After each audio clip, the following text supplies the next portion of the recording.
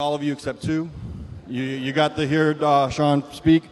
He is the author of an amazing book called Attack of the Theocrats, How the Religious Harms Us All and What We Can Do About It. I've told him he should have called it Attack of the 50-Foot Theocrats in homage to B-movies, but you know. He's served 10 years in the Maine legislature, so he knows how to play the politics game. Ladies and gentlemen, my friend and an incredible man, Sean Faircloth.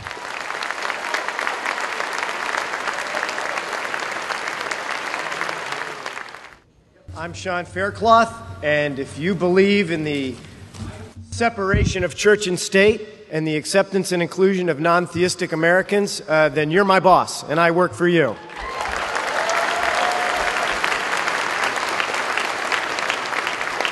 Because Richard Dawkins asked me to work for you at the Richard Dawkins Foundation for Reason and Science on the issues of separation of church and state.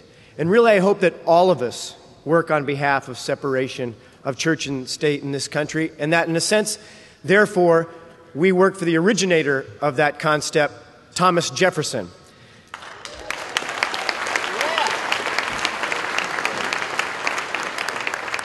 Now, Thomas Jefferson was a politician, but he was a bit of a different kind of a politician. He was the kind of politician who took a knife to the Bible. Literally, he took a knife and cut out all the miracles from the Bible. Thomas Jefferson was the guy who said that the clergy dreads the advance of science as witches do the approach of daylight. Can you imagine a politician like that running for public office today?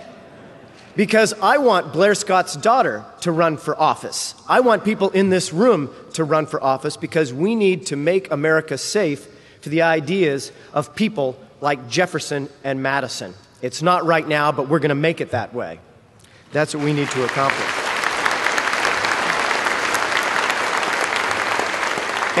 And this is not some minor difference. This is a pervasive difference when you look at the founders of this country. James Madison, the father of the Constitution, who said that in no instance have the churches been the guardians of the liberties of the people. And moving forward to Abraham Lincoln, who said that the Bible is not my book and Christianity is not my profession. Abraham Lincoln, who, when he ran for office, all the pastors in his hometown endorsed the other guy. Abraham Lincoln, who never joined a church, and whose best friend and law partner, Mr. Herndon, said that Abraham Lincoln died an unbeliever. Now, I don't know if Abraham Lincoln was an atheist or not, but what I do know is that if Abraham Lincoln tried to run for public office today with the kind of statements he made, he'd have difficulty being elected to Congress, much less to the presidency of the United States of America. And that would be a great loss because his ideas are our ideas, and we need to stand up and fight for those ideas in this country.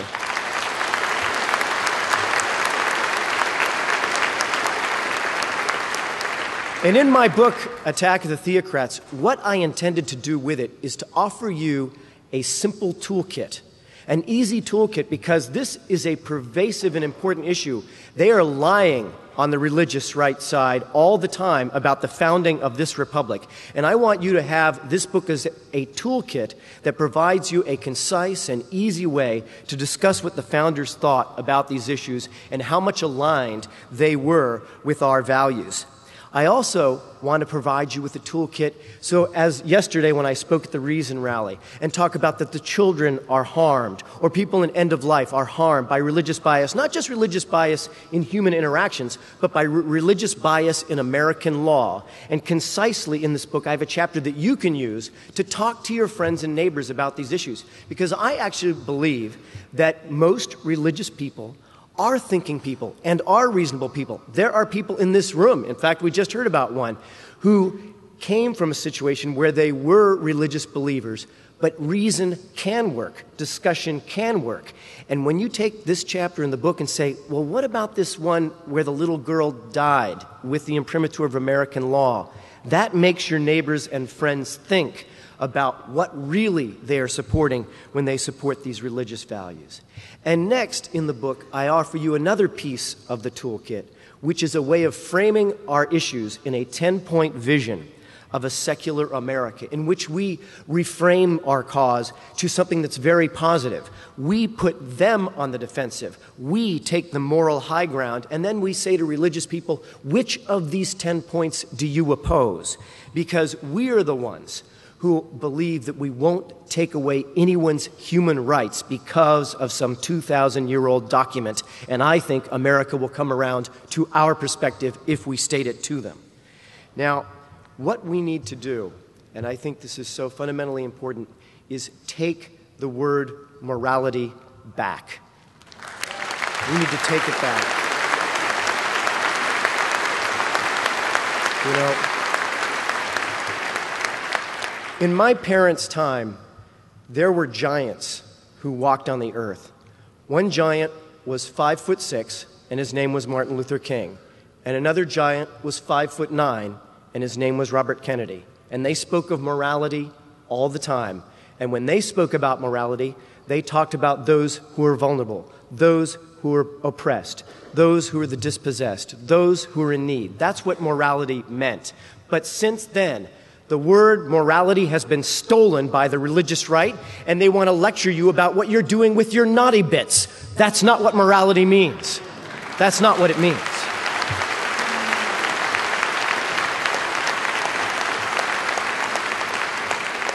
When I was in the Maine legislature, I sat on the Judiciary Committee where we oversaw issues like discrimination based on sexual orientation and women's reproductive rights. And we had the religious right in the room lobbying us all the time on these issues, and they always used that word morality. But I'll tell you what, I think our morality is pretty darn good. Our morality with regard to sexuality, by the way, might include don't hurt anybody, make sure it's consensual, and mind your own darn business.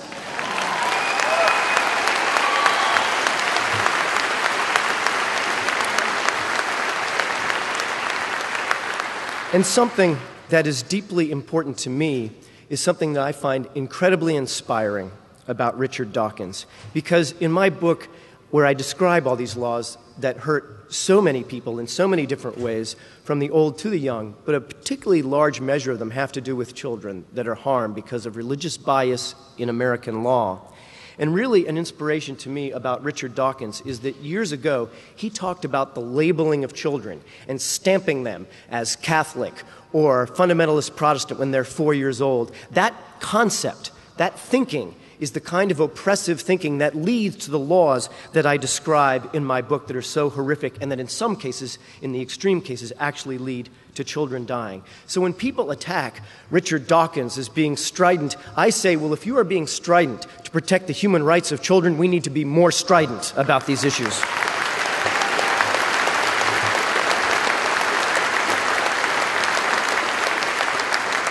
Because I really feel that he has a tremendously compassionate vision for the next generation, and it is deeply important to him.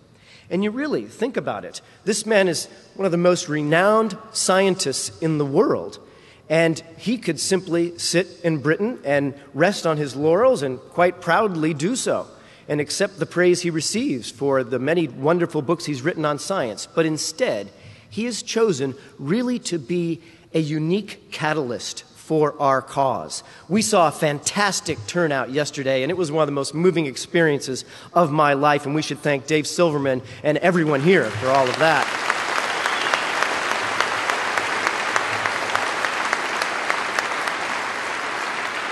But I will also say that Richard Dawkins, the fact that Richard Dawkins decided to attend this event was a tremendous catalyst for its success. And I can tell you, I went as his opening speaker this last fall, and I'm going to be doing so again during the next couple of weeks. And last fall, we went to Eastern Kentucky University. This is rural part of Kentucky. 2,300 people showed up in that room to see Richard Dawkins.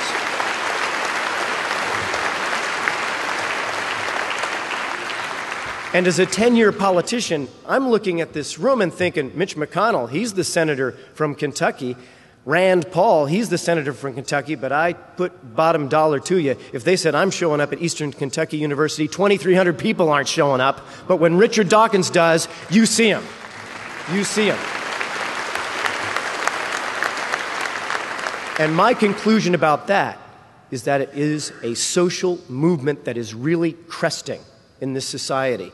And when I went up and looked at this huge sea of people in Kentucky, they were so excited to see Richard Dawkins, but they were even more excited to see each other in the so-called buckle of the Bible Belt. They looked around and saw, oh, here's the skeptics from way out in Louisville, and it was a drive from Louisville, and the atheist group from Lexington, and a humanist group from every place else, all meeting each other, shaking hands. It is a catalyst for a social movement, just as our website is a catalyst for a social movement, and it is his tremendous generosity.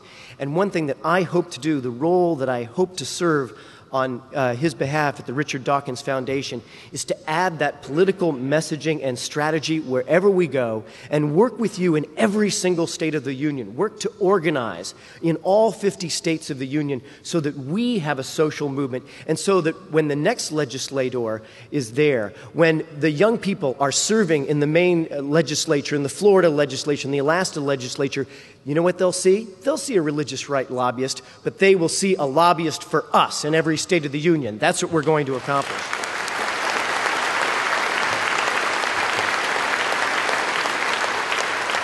And so I ask you to help. When we go, we're going to be barnstorming from here. We're going to Georgia. We're going to North Carolina. We're going to Rock Beyond Belief. Tell people to attend that event and support our military down at Fort Bragg. Let's support our military. Then we're heading out to Seattle on April 1 and Santa Barbara on April 4 and San Diego on April 6. And we will come back again, and Richard will come back again because of his generosity.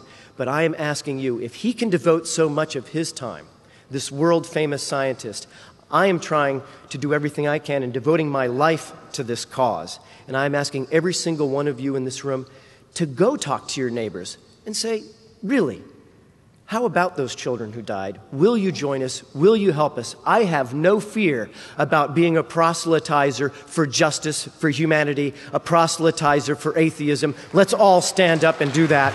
Let's do it together.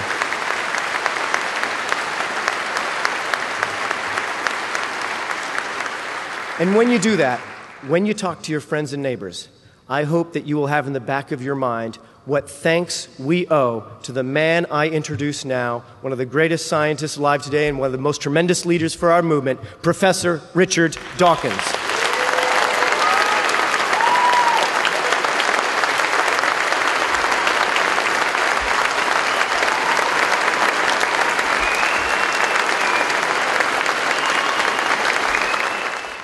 Thank you, Sean, for that wonderful piece of exaggeration. I'm most grateful. It's customary to begin by saying what a hard act to follow. I unfortunately have two hard acts to follow, Lawrence Krauss and Sean Faircloth. Lawrence has given us a spectacular vision of the universe in which we live and the utter superfluity of any naive notions of supernatural creators or anything like that. We are now armed by physics to face the non-entity which is theology.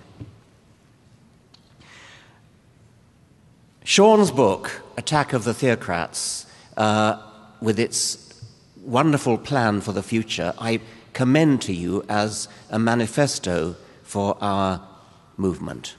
So please get Sean's book. Before coming here, I was at the NBC studio in Washington, taking part in a live television broadcast, and it proved to be a very interesting discussion involving Steven Pinker, among others, Susan Jacoby, various other people.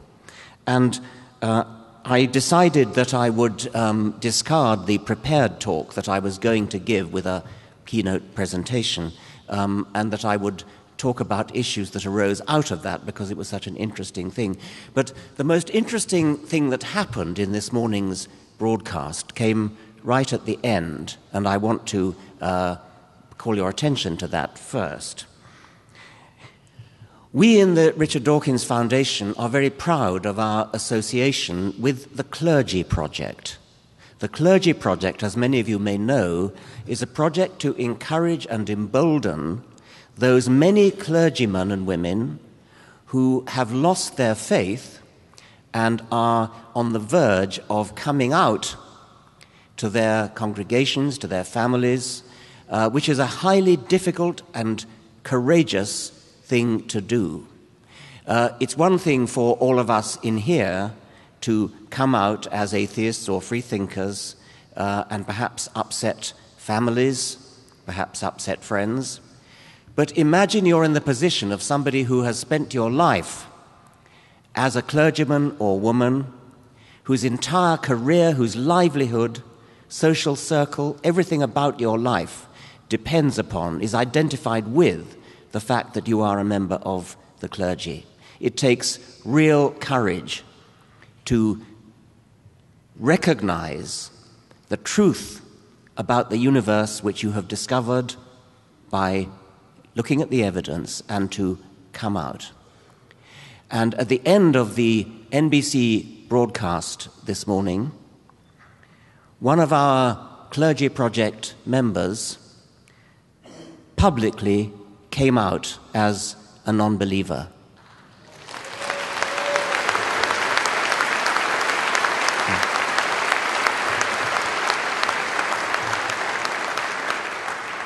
And I have hopes that maybe others will soon follow.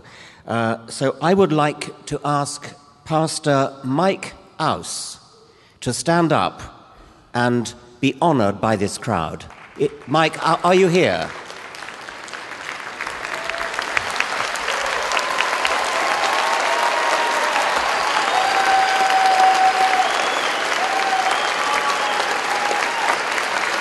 There is a brave man. And as I say, I hope there may be others who will soon follow. I was a little bit worried after my talk yesterday at the Reason Rally whether I perhaps went too far. There is a fine balance to be drawn between being too strident and not strident enough. And I a little bit worried about whether what I talked about, respect and lack of respect and things like that, went too far. So what I thought I would do is, since it arose in the NBC broadcast this morning, is raise with you the dilemma that I feel in myself. I'm genuinely torn as to what's the right tactic. It's really a matter of political tactics, I think. And so I want to share with you the thoughts that are going through my head in my genuine doubt. Yesterday, I quoted Johann Hari as saying, "I respect you as a person too much to respect your ridiculous beliefs." And I do want to make this distinction between showing disrespect for individuals and showing disrespect for what they believe. I don't think it's obvious that we should regard a person's, particularly a politician's, private religious beliefs as somehow off limits. There is in this country a culture which I think is easily confusable with the very laudable separation between church and state. There's a culture that says that a politician, for example, is entitled to private religious beliefs which should not be on the table, which should not be debated, which should not be questioned in public debates. And I think I may be in a minority even in this hall on this question, because it does run very deep in American culture that religion is a private matter which should not be on the table in public debate unless it's actually deliberately put on the table by the believer himself. Suppose we take a voter who is deciding who to vote for, and you look at the publicly stated policies of the candidates that you're offered, and you look at their taxation policy, their military policy, their economic policy, and so on. And all that's public, and that's absolutely accepted, that that's what we should talk about. But suppose you know that privately, it's been made publicly available, but their private belief is something utterly ridiculous, equivalent to believing that you are Napoleon. Suppose that the person that you're thinking of voting for believes that a 19th century man dug up some golden tablets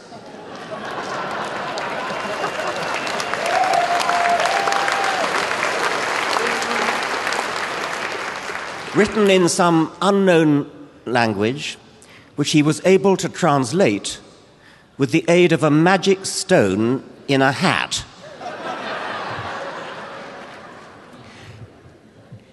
A 19th century man who, with the aid of the magic stone, translated not into 19th century English, but into 16th century English. What's that about?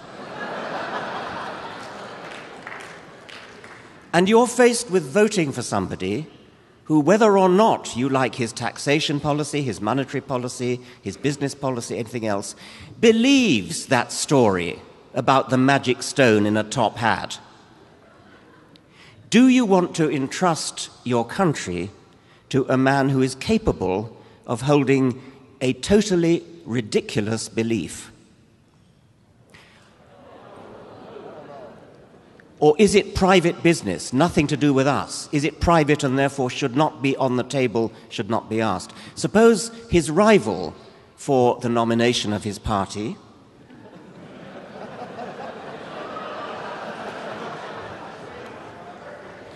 believes that when a priest blesses a wafer, it literally turns into the body of a first century Jew. Literally believes that wine turns into the blood of that same possibly existent individual. Whether or not you support the policies of this candidate, do you want to entrust the governance of your country to somebody who's capable of believing something so absolutely mad, crazy, bonkers? Or is it a private matter that we have no business inquiring into? Now, the most articulate and most praiseworthy expression of this view, that religious views of politicians should be private, was expressed by John F. Kennedy when the fact that he was Catholic was a controversial issue, and he felt it necessary to say that his Catholic beliefs would not influence his policy, and of course they didn't. I want to express skepticism about whether a man as intelligent and well-educated as John F. Kennedy really did believe that a wafer turned into the body of Jesus and that wine turned into the blood. So when I say that belief in transubstantiation is ridiculous, I am not saying that I think John F. Kennedy was ridiculous. I don't think he believed that for one moment. What I am saying is that maybe we shouldn't be quite so reticent about asking people when they say they're Catholic, or when they say they're Mormon, or when they say they're whatever it is, Pentecostalist or whatever. Don't just say, yes, all right, that's private, we won't ask any more questions. Say, oh, you're Catholic, are you? Do you really believe that a wafer turns into the body of Jesus? And my guess is that they'll say, oh, no, of course I don't. But that's what we want to get them to say. We want to get them to admit that actually, although they call themselves Catholic or whatever it is, they really are not Catholic. Because if you commit yourself to being Catholic, then you are committing yourself to a whole lot of beliefs which need to be at very least defended.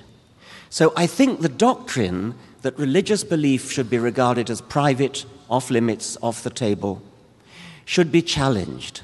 And I'm asking people don't go along with this convention that it's not somehow not polite to talk about somebody's religious beliefs, because religious beliefs are immensely important. Not only do they influence people's moral judgments, as we've seen, but they also constitute a worldview, a view of the universe, a view of the world, which is a relevant and important part of that person's identity. And so I'm asking you, do we really want to leave that as a private matter, never to be questioned?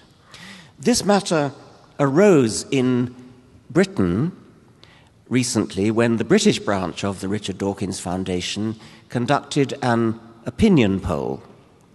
And we did this because Britain, as you know, does not have a constitutional separation between church and state. The Church of England is an integral part of the governance of Britain. The Queen is the head of the Church of England. There are 26 bishops who sit in Parliament as of right, because they are bishops.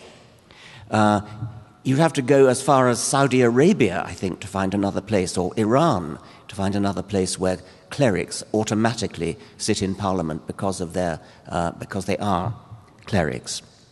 In Britain, we have a census every 10 years, and in the 2001 census, 72% of the population ticked the box labelled Christian.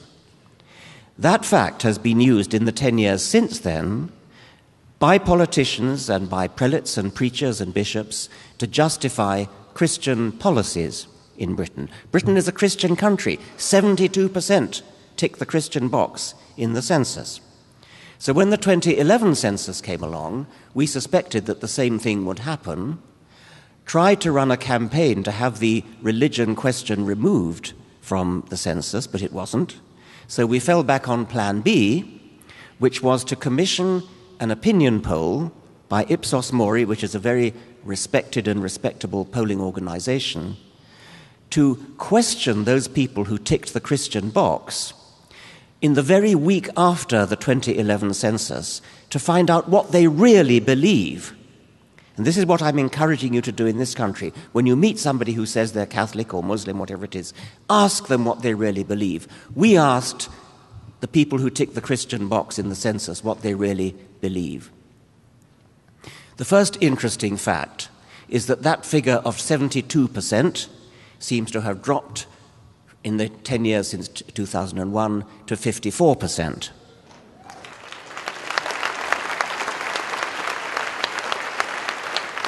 But that was only the first step in our investigation. We wanted to then take that 54%, the people who tick the Christian box, and ask supplementary questions to say, what does it mean to be Christian? Are you really Christian? Do you go to church? Do you read the Bible? Do you believe Jesus is the Son of God?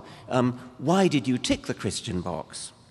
And the 54% then drops dramatically to a much smaller percentage when you measure any of those indices of whether these people really are Christian. Perhaps the most amusing of those results is when we ask them, what is the first book of the New Testament? And they didn't even have to remember that it was Matthew. All they had to do was choose a multiple choice of 4. We gave them Matthew, Genesis, Acts of the Apostles, and Psalms. Only 35%, not of the British people, only 35% of the 54 who ticked the Christian box could identify Matthew as the first book of the New Testament. Now, of course, it's not important what's the first book of the New Testament, but it does at least suggest a certain disconnect from the Christian culture which they postulate. And the same goes for the answers to all the various other questions that we asked. We specifically asked them, why did you tick the Christian box? And we offered them things like, because I believe Jesus is my Lord and Savior, because I believe in the teachings of Jesus, and so on. But the most popular answer to that question was, oh, well, I like to think of myself as a good person. That's a reason for ticking the Christian box. So that if politicians want to say 54%, it's only 54 now, 54% of the British people are Christian, the majority of people who tick the Christian box did so thinking that because they try to be a good person, that means they ought to tick the Christian box. But it gets worse, or better, depending which way you look at it. We also asked them, when you are faced with a moral dilemma, when you're faced with a question of right and wrong, to what do you turn? Do you turn to your religion in order to decide the answer to a moral dilemma? Only 10% of the 54% said they turned to their religion when faced with a moral dilemma.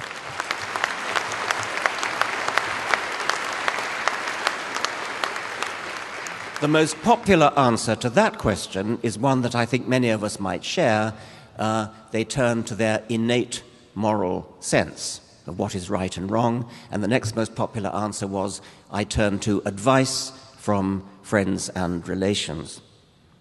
So after our opinion poll, it will no longer be possible for politicians in Britain to claim that Britain is a Christian country and therefore to promote Christian policies and Christian values. Now, we've been accused of trying to dictate to people who want to call themselves Christian whether they should be allowed to call themselves Christian. That's not the point. They can call themselves whatever they like. The point is that they should not be hijacked by bishops, by prelates, by politicians who want to use their numbers as evidence that Britain is a Christian country and therefore that Christian policies on, for example, abortion, the right to die, and that kind of stem cell research and things like that should be, they should not be allowed to hijack the percentage figure that comes out of the census. Well, that was Britain. And I want to leave you with the thought that the same is probably true of this country as well.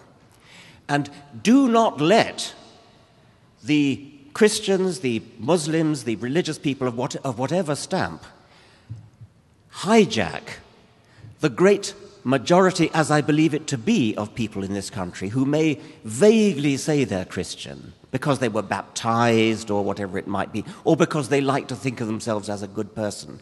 We mustn't let them hijack those people, and perhaps one of the ways to make sure that doesn't happen is to don't accept what somebody tells you when they say they're Christian. Ask the supplementary question. You mean you believe Jesus is your Lord and Savior? Oh, well, no, I didn't really mean that. I just meant I like to be a good person, or I was baptized, or something like that. I suspect that there's an enormous number of people who are sort of advertised on the surface as though they were Christian, but actually are not. And above all, I suspect that may apply, in fact, I'm absolutely sure it applies to your elected representatives. There are 535 members of the United States Congress. It is statistically inconceivable that 534 of them are devout religious believers. Congressman Pete Stark is not alone.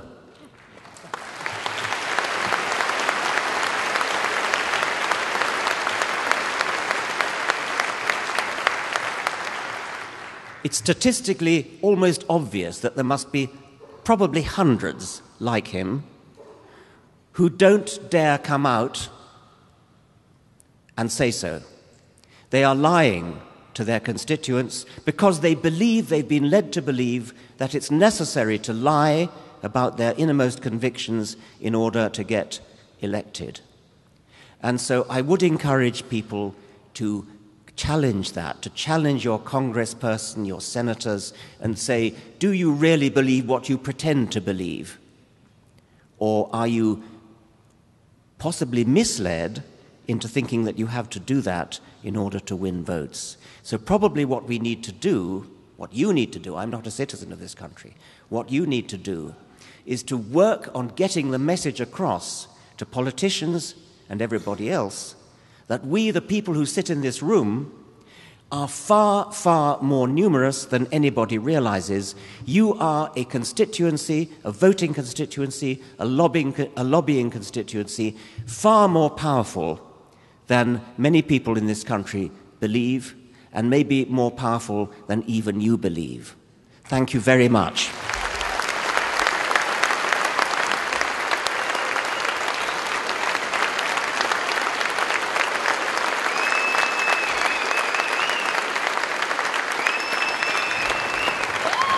Dr. Richard Dawkins!